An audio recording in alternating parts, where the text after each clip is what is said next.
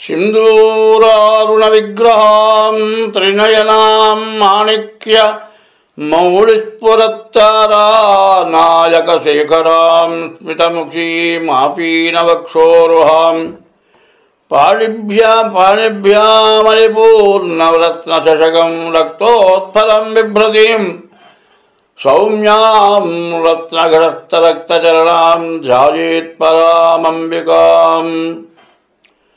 గురుర్బ్రహ్మ గురుర్విష్ణుః గురుదేవో మహేశ్వరః గురు సాక్షాత్ పరబ్రహ్మ తస్మై శ్రీ గురవే నమః. 2025వ సంవత్సరం అక్టోబర్ నెల 10వ రాశి మకర రాశి. ఈ మకర రాశికి ద్వితీయంలో శని, ఏళ్ళనాడు శని జరిగింది.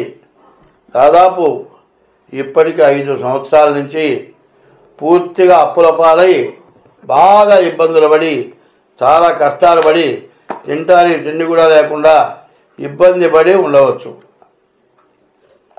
అటువంటి వాళ్ళు ఇవాళ శని వక్రించాడు కాక ఈ కుంభరాశిలో శని వక్రించినందువల్ల ఏలినాడు శని స్వభావమే ఉంది. కుంభరాశిలో గ్రహణం వచ్చింది.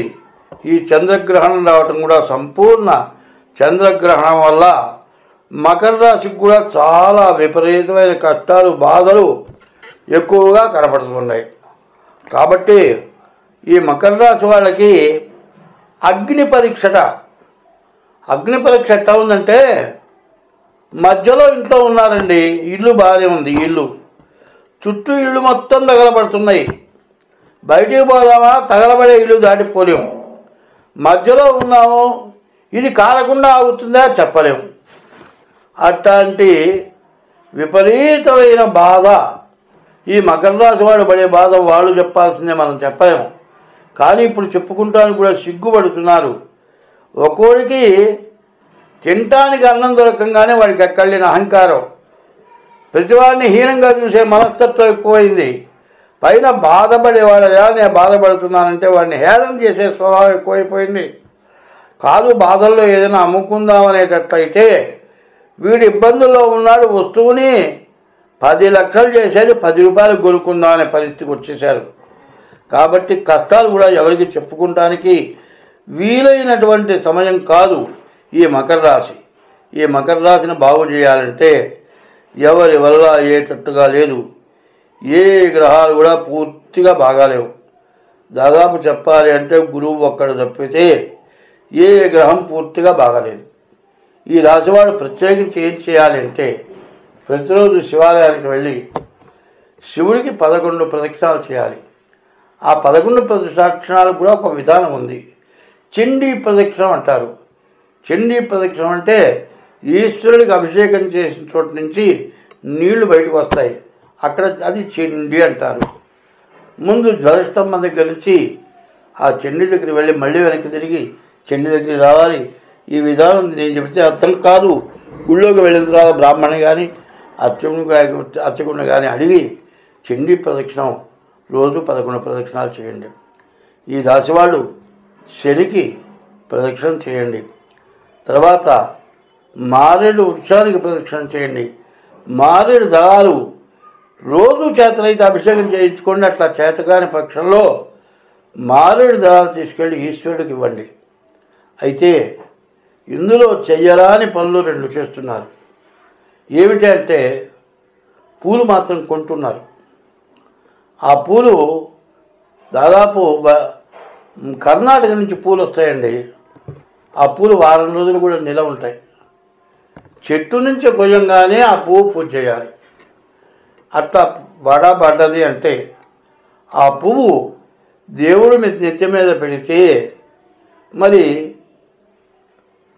మందర పర్వతం అంత పర్వతం పాప నెత్తి మీద పెట్టినట్టుట. ఎందుకంటే మానవుడి నెత్తి మీదట మేరుమందర తుల్యాని పాపాని వివిధాని చ, మేరుమందరం అంత పాపం నెత్తి మీద ఉంటుందిట. తిరుపతి పోతే ఆ పాపం పోవటానికి తలనీలాలిస్తున్నాం. తల్లిదండ్రులు చస్తే ఆ పాపం పోవాలంటే ఆ వెంట్రుకలు తీస్తే కానీ కర్మ చేయటానికి అర్హత లేదు. కాబట్టి మనిషిని తిన్న పాపం కొంతుంటే ఇంకా ఎక్కువ పాపం సంపాదించుకుంటానికి ఎప్పుడో తెచ్చిన పూలు తీసుకెళ్ళి దేవుడు పెడుతున్నారు. మరి ఆ పూల దండ తీసుకెళ్ళి ఇస్తారు. ఏమండో 4 రోజుల దాకా వాడదు, అప్పు దండ తీయబాకండి అంటారు. ఇవాళ పూజ చేసిన పువ్వు రేపు తీయకపోతే మహాపాపం చేసినట్లు. అందువల్ల నువ్వు 1,00,000 రూపాయల పూలు తెచ్చినా సరే ఆ రోజు కాసిన పూలే తేవాలి. ఆ పూలు తెల్లారి తీసేయాల్సిందే. చాలామంది ఏం చేస్తున్నారు, ఇళ్ళ ముందు చెట్లు వేస్తున్నారు.